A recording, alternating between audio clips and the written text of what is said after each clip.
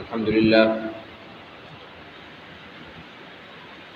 لله نحمده ونستعينه ونستغفره ونؤمن به ونتوكل عليه ونعوذ بالله من شرور أنفسنا ومن سيئات أعمالنا من يهده الله فلا مضل له ومن يضلله فلا هادي له ونشهد أن لا إله إلا الله وحده لا شريك له ونشهد أن سيدنا وسندنا وحبيبنا ومولانا محمدا عبده ورسوله صلى الله تعالى على خير خلقه وبارك وسلم تسليما كثيرا كثيرا أما بعد فأعوذ بالله من الشيطان الرجيم بسم الله الرحمن الرحيم إنما يوفى الصابرون أجرهم بغير حساب وعن أبي هريرة رضي الله تعالى عنه قال قال رسول الله صلى الله عليه وسلم من يرد الله به خيرا يصب منه صدق الله العظيم وصدق رسوله النبي الكريم ونحن على ذلك لمن الشاهدين والشاكرين والحمد لله رب العالمين. صحیح نہیں رکھی گیپ زیادہ ہے اور آگے نہیں ہے. حسب روایت حسب ثابت صبر کا بیان جاری ہے، اور آج کی پہلی روایت ہم نے حضرت ابو ہریرہ رضی اللہ تعالی عنہ سے مروی ریاض الصالحین سے نقل کی ہے. رسول اللہ صلی اللہ علیہ وسلم نے بہت مختصر سی بات کی ہے، لیکن مشکلات اور مصائب، انسانی زندگی میں آنے والی مشقتوں کے حوالے سے ذہن میں موجود ایک بہت بڑی الجھن کو دور کرتی ہے. رسول اللہ صلی اللہ علیہ وسلم نے فرمایا کہ من یرید اللہ بہ خیرا یصب منہ، جس کے ساتھ اللہ تعالیٰ بھلائی کا ارادہ کرتا ہے اس کو تکلیف دے دیتا ہے، مشقت دے دیتا ہے، مشکلات دے دیتا ہے. زندگی میں وہ تمام ہم جیسے لوگ جو اہل ایمان کہلاتے ہیں، جن کو اللہ تعالیٰ نے یہ توفیق دی کہ وہ اللہ کو ماننے والے ہیں، اللہ کا کلمہ پڑھنے والے ہیں، اور اللہ کو ماننے والے اور اللہ کو کلمہ پڑھنے والے کا مفہوم واضح ہے. وہ صرف لا الہ الا اللہ محمد رسول اللہ کا زبان سے اقرار یا اظہار نہیں کرتے، بلکہ اللہ کے دیے ہوئے تمام ضابطے، اللہ تعالیٰ کی دی ہوئی تمام ہدایتیں اور اللہ تعالیٰ کے بتائے ہوئے تمام امور دل میں ایمان کے ساتھ، یقین کے ساتھ محفوظ رکھتے ہیں. عمل میں کوتاہی ہو سکتی ہے، کمی بیشی بھی ہوتی ہے، مانتے ہیں، مطلب انہیں معلوم ہے نماز فرض ہے، ادائیگی میں کہیں کوتاہی ہو رہی ہے، اللہ تعالیٰ معاف کرے اور اس کوتاہی سے نکلنے کی توفیق دے. انہیں معلوم ہے رمضان کا روزہ فرض ہے، ان کو معلوم ہے کہ دنیا کے میں لوگوں کے ساتھ اچھے رویے کے ساتھ، اچھے سلوک سے پیش آنا ہے، حسن اخلاق کا معاملہ کرنا ہے، امانت، دیانت، سچ بولنا، یہ تمام باتیں ہر ایک کو معلوم ہے کہ یہ اللہ کا حکم ہے. اسی طرح ہر آدمی کو یہ بھی معلوم ہے کہ یہ دنیا عمل کی جگہ ہے، دارالعمل ہے، اس کا اچھے برے کا فیصلہ، اس میں ہماری جانب سے کیے ہوئے کام کا اجر، اچھے کا اجر، برے کام کی سزا کا فیصلہ آخرت میں ہوگا۔ یہ ہر آدمی کو معلوم ہے۔ اگر یہ معلوم نہیں ہے تو وہ صاحب ایمان نہیں ہے مکمل طور پر، اس لیے کہ عقیدہ آخرت بنیادی عقائد کا حصہ ہے، ایمان کا حصہ ہے۔ اگر عقیدہ آخرت کسی کے ذہن میں واضح نہیں ہے وہ مومن نہیں ہے۔ اللہ کو ماننا، اللہ کے رسول صلی اللہ علیہ وسلم کو آخری نبی ماننا، اور اس کے بعد آخرت پر یقین رکھنا، یہ بنیادی عقیدہ ہے۔ آخرت پر یقین کا کیا مطلب ہے؟ آخرت پر یقین کا یہی مطلب ہے، اور اس کے سوا کچھ مطلب نہیں ہے، کہ اس دنیا کی زندگی میں جو 60 70 80 سال انسان جیے گا وہ عمل کے لیے جیے گا، لیکن اس عمل کا نتیجہ آخرت میں برآمد ہوگا۔ مرنے کے بعد والی زندگی جو عطا ہوگی ہر ایک کو، اس میں فیصلہ ہونا ہے کہ اچھا کیا ہے اور برا کیا ہے، مغالطہ کیا ہے۔ مغالطہ یہ ہے کہ یہاں پہ ہونے والے ہر طرح کے عمل کو ہم اللہ کی طرف سے یہ جزا سمجھتے ہیں یا عذاب سمجھتے ہیں۔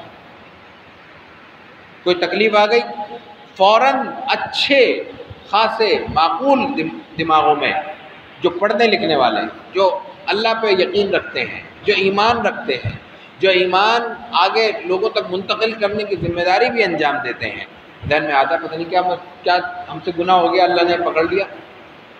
اللہ ایک ہی بار پکڑے گا آخرت میں۔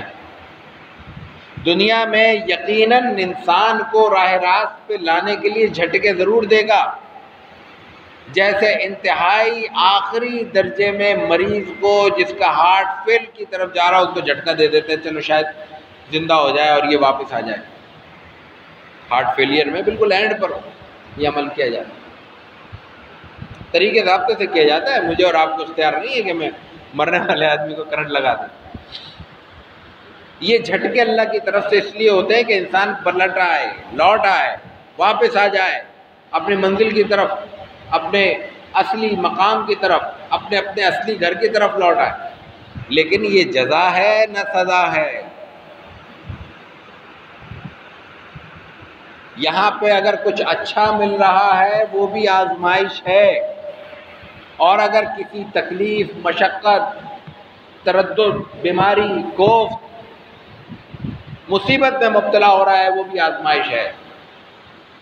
انعام کی صورت میں انسان کی آزمائش یہ ہے کہ وہ صبر، شکر کرتا ہے یا نہیں کرتا، اللہ کے اپنے رب کی رحمت کا احساس اس کے دل میں پیدا ہوتا ہے یا نہیں ہوتا، اور اس احساس کا اظہار وہ اپنی باڈی لینگویج سے، اپنی زبان سے، اپنے انداز سے، اطوار سے، اپنے اٹھنے بیٹھنے اور پہننے اوڑھنے سے کرتا ہے یا نہیں کرتا۔ اور دوسری جانب اگر خدا نہ خواستہ اس کو کوئی مشقت پیش آتی ہے، کوئی تکلیف پیش آتی ہے، تو اس موقع پر اس کا رویہ کیا ہوتا ہے، وہ صبر کا اظہار کرتا ہے یا نہیں کرتا۔ دونوں صورتوں میں اس کا مقام کیا ہے، اللہ کی طرف رجوع۔ شکر بھی اللہ کی طرف لوٹنے کا نام ہے، صبر بھی اللہ کی طرف لوٹنے کا نام ہے۔ روایت میں کیا کہا گیا ہے، بالکل عجیب بات کہی گئی ہے ہمارے ذہنوں کے برعکس۔ ہم کہتے ہیں، اور قرآن نے بھی ایک مقام پہ کہا کہ انسان کو جب کوئی نعمت پہنچتی ہے تو وہ کہتا ہے اللہ نے میری عزت کی ہے، دنیا کی نعمت کی بات ہو رہی ہے، اور اگر کوئی مشقت پہنچتی ہے تو اللہ نے میرے ساتھ کوئی مشکل معاملہ کر دیا۔ نہیں، روایت کیا کہتی ہے کہ من یرید اللہ بہ خیر، جس کے ساتھ اللہ بھلائی کا ارادہ کرتا ہے اس کو تکلیف پہنچاتا ہے۔ کیوں؟ یہ مشقتیں جو آ رہی ہیں، یہ تکلیفیں جو آ رہی ہیں، یہ مختلف نوعیتوں کی آزمائشوں میں جو ہم مبتلا ہیں، یہ اللہ کی طرف سے ہمارے ساتھ بھلائی کا معاملہ ہے، برائی کا معاملہ نہیں ہے۔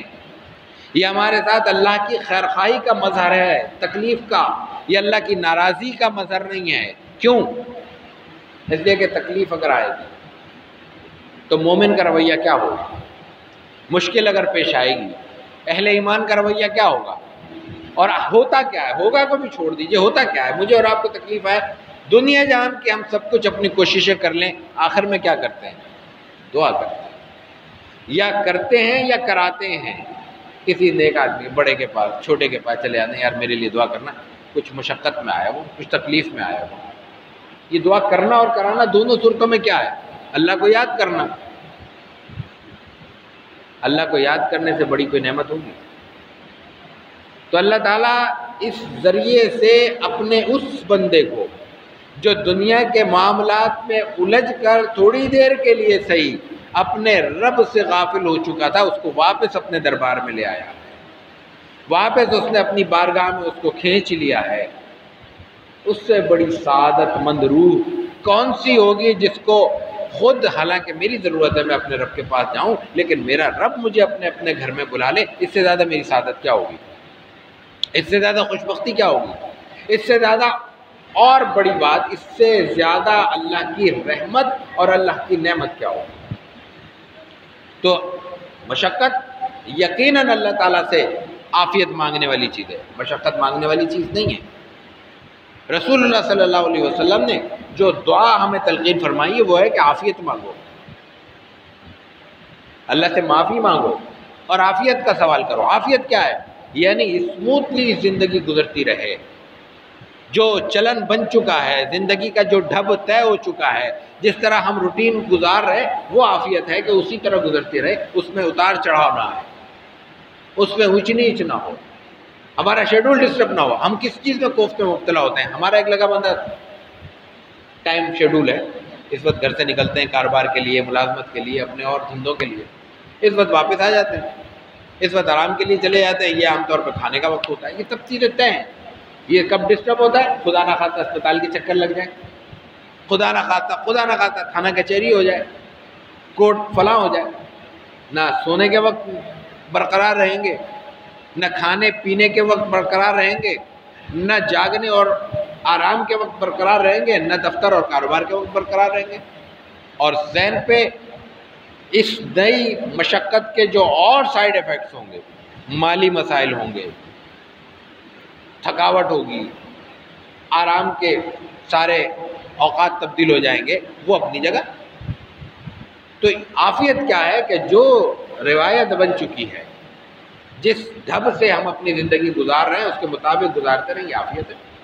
تو اللہ سے مانگنے کا جو معاملہ ہے وہ عافیت ہی ہے، لیکن اگر اللہ کی طرف سے کوئی چیز آ جائے تو اس میں ذہن میں یہ خیال ہونا چاہیے کہ یہ اللہ کی طرف سے ہے، اور اس لیے ہے تاکہ میں واپس میرے اس عمل کے دوران، اس دورانیے میں جو مجھ سے کوتاہی ہوئی تھی، اس دورانیے میں جو میں اپنے رب کی طرف سے تھوڑا سا غافل ہو گیا تھا، اس دورانیے میں جو میری عبادات میں اور اللہ کے رجوع میں کمی آ رہی تھی۔ اللہ کے رجوع، اللہ کی طرف رجوع کیا ہے؟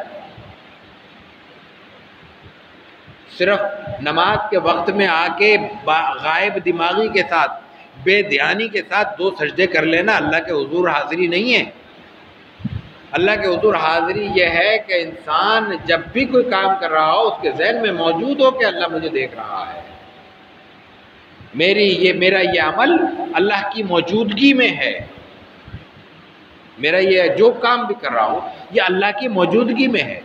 یہ ہے کیفیت، اور یہ کیفیت جب انسان کے ذہن میں پیدا ہو جاتی ہے تو پھر اس میں عبادت میں رنگ بھی آنے لگتا ہے اور انسان کے مزاج میں بھی تبدیلی واقع ہونے لگتی ہے۔ تو یہ تبدیلی اور یہ مزاج کی کیفیت، یہ حاضری کی کیفیت اگر انسان میں پیدا ہو جائے تو وہ مقصود ہے، اور وہ مقصود پیدا کرتا ہے اللہ تعالیٰ اس عمل کے ذریعے۔ تو کسی بھی تکلیف کی صورت میں انسان کو یہ بات ذہن میں رکھنی چاہیے کہ یہ ہمارے لیے اللہ کی رحمت ہے کہ اس کے نتیجے میں ہم جیسے غافلوں کو، ہم جیسے لاپرواہ لوگوں کو، ہم جیسے ان غائب دماغوں کو جو عبادت کی روح سے ناآشنا ہیں، محض چند رسمی عبادتیں انجام دے کر ہم تصور کرتے ہیں کہ ہم نے عبادت کا حق ادا کر دیا، ان کو اللہ تعالیٰ نے دوبارہ اپنے دربار میں بلا لیا ہے، اور ہم دوبارہ اللہ کے حضور سجدہ ریز ہو کے اپنی معافی بھی طلب کر رہے ہیں اور عافیت بھی طلب کر رہے ہیں۔ تو اس سے بڑی کوئی نعمت نہیں ہو سکتی اللہ کی۔ اس کو یہاں بیان کیا گیا ہے روایت میں کہ من یرید اللہ بخیر یصب منہ، جس سے ساتھ اللہ بھلائی کا ارادہ کرتا ہے اس کو مشقت میں ڈال دیتا ہے۔ دوسری روایت حضرت انس سے ہے، وعن انس رضی اللہ عنہ قال قال رسول اللہ صلی اللہ علیہ وسلم لا يتمنين أحدكم الموت لضر أصابه فإن كان لا بد فاعلا فليقل اللهم أحيني ما كانت الحياة خيرا لي وتوفني إذا كانت الوفاة خيرا لي. اسی حوالے سے مشکلات کا ایک انتہائی مرحلہ وہ ہوتا ہے جب انسان اپنی زندگی سے بیزار ہونے لگتا ہے. اللہ تعالیٰ محفوظ رکھے، ہر ایک کے ساتھ عافیت کا معاملہ کرے. تکلیف ہوتی ہے تو یہ کیفیت پیدا ہوتی ہے، اور اسی کا جب نفسیاتی عارضہ بن جاتا ہے، یہی کیفیت جب نفسیاتی عارضے میں تبدیل ہو جاتی ہے تو انسان اللہ تعالیٰ محفوظ رکھے خودکشی تک پہنچ جاتا ہے. تو یہ جو تکلیف اور یہ مشقت کا معاملہ ہے، اس کا ایک آخری انتہائی مرحلہ اس روایت میں بیان کیا گیا ہے. حضرت انس کہتے ہیں کہ رسول اللہ صلی اللہ علیہ وسلم نے فرمایا کہ تکلیف کتنی سخت کیوں نہ ہو، مشقت کتنی کیوں نہ ہو، کوئی شخص موت کی تمنا نہ کرے. لا يتمنين أحدكم الموت، موت کی تمنا نہیں کرے، اس لیے کہ یہ نعمت ہے، یہ زندگی کی جو سانس ہے، زندگی کی جو ڈور اللہ تعالیٰ نے سانس کے ذریعے قائم کر دی ہے، یہ اللہ کی رحمت ہے اور اللہ کی نعمت ہے. اور کسی عام زندگی میں بھی کسی دینے والے شخص کو وہ دے رہا ہو اور وہ بڑا ہو، معتبر بھی ہو، اگر وہ کچھ دے رہا ہو اور انسان لینے سے انکار کر دے تو یہ بدتمیزی شمار ہوتا ہے. کسی بڑے سے ہمیں کچھ مل رہا ہے، گفٹ، ہدیہ، اور ہم پیچھے ہاتھ پیچھے کر لیں، دیکھنے والے کی نظر میں بھی ہم برے بنیں گے اور جو دینے والا ہے اس کا بھی دل کھٹا ہو جائے گا. اور جب اتنی بڑی ذات ہمیں کوئی نعمت دے اور اس نعمت کا ہم کفران کریں، اس کے ناشکری کریں، اس کا نہ صرف یہ کہ ناشکری کریں بلکہ ہاتھ سے اس نعمت کا گلا کاٹ دیں. اور پھر ایک اور چیز ہے کہ ایک تو ہے کہ کسی دینے والے نے کچھ دینے کا ارادہ کیا، ہم نے ہاتھ پیچھے کر لیے، اپنے آپ کو دستکش کر لیا، پیچھے چلے گئے. اور ایک ہے کہ اس نے نعمت دی اور ہم نے وہیں پھاڑ کے پھینک دی. کسی نے ہمیں نوٹ دیا 500 1000 کا، ہم نے اس کے سامنے اس کے چندی کر دی، اس کے ٹکڑے ٹکڑے کر دیے.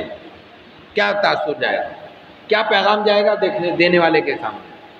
اللہ نے ہمیں زندگی کا یہ انعام عطا کیا، ہم اپنا گلا خود کاٹ کر اس نعمت سے نہ صرف یہ کہ ناشکری کر رہے ہیں بلکہ اللہ کے معاملے میں مداخلت کر رہے ہیں.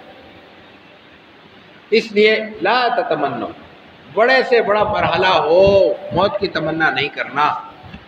اور اگر کوئی تکلیف زیادہ ہو اور اس قدر زیادہ ہو کہ انسان کے لیے جینا ہی دوبر ہو جائے تو کیا دعا تجویز کی ہے اللہ کے رسول صلی اللہ علیہ وسلم نے؟ صرف اتنا فرمایا کہ اگر بہت زیادہ آخری اسٹیج کی بات ہے پہنچ جاؤ تو یہ کہو کہ اللہم احینی ما کانت الحیات خیرا لی.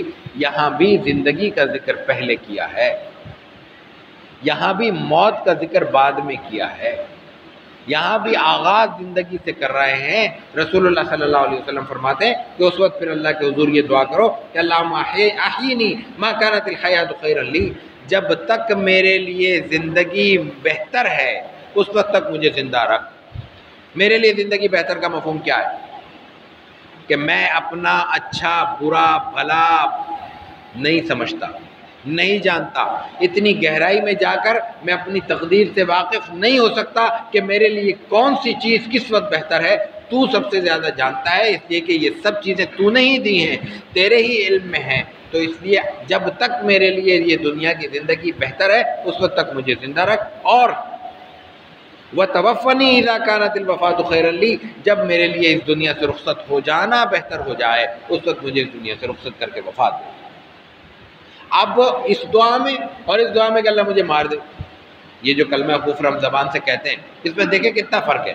ایک ہے میں اپنے اختیار سے کہہ رہا ہوں مجھے ختم کرنا، میں نہیں رہنا چاہ رہا، اور ایک ہے نہیں، میری اس دنیا میں کوئی حیثیت نہیں ہے، میری اس زندگی میں کوئی حقیقت نہیں ہے، میری زندگی اور میری حقیقت صرف اتنی ہے کہ میں تیرا بندہ ہوں، اور اس حیثیت میں کہ مجھے اپنا دامن تیرے سامنے ہی پھیلانا ہے، میں نے اپنا دست دعا تیرے سامنے ہی دراز کرنا ہے. میں یہ دعا کرتا ہوں کہ میری زندگی کے اچھے برے سے واقف رب، جب تک میرے لیے اچھائیاں زندگی میں موجود ہے مجھے ان سے اس دنیا میں ان اچھائیوں سے متمتع فرماتا رہے، ان سے مجھے ثمربار فرماتا رہے.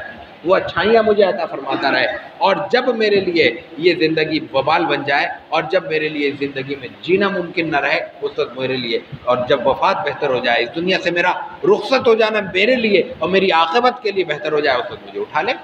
یعنی اختیار تیرا ہے۔ اس زندگی میں بھی تو ہم کیا کرتے ہیں، یہی ہے نا کہ جب تک تو زندہ رکھ رہا ہے اس وقت تک آرام سے رکھ، سکون سے رکھ، عافیت سے رکھ، اور جب وقت آخر آ جائے تو اپنے نام پر، اپنے رب، اپنے نام پر، اپنے نبی رسول اکرم صلی اللہ علیہ وسلم کے ختم نبوت کے نام پہ کلمہ پڑھتے ہوئے اپنے دربار میں واپس لے لے۔ اس سے بڑی دعا انسان کے لیے کوئی نہیں ہے جو انسان اپنے آخری وقت میں چاہتا ہے۔ تو یہ پیغام تھا ان احادیث مبارکہ میں۔ اللہ تعالی ہمیں عمل کی توفیق عطا فرمائے۔ وآخر دعوانا ان الحمد للہ رب العالمین۔